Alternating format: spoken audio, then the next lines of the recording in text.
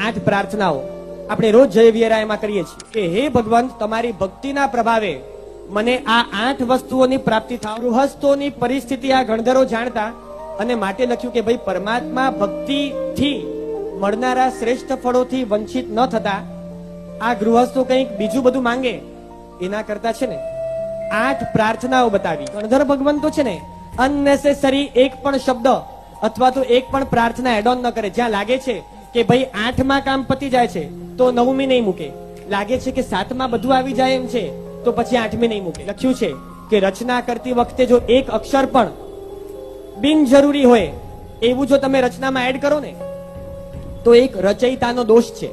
તત્વને જેટલું સંક્ષિપ્ત કરીને એના દ્વારા જેટલો વધારે બોધ આપી શકાતો હોય એવી રચના અગર જો કોઈની હોય ને તો એ ગણધર ભગવંતોની હોય છે.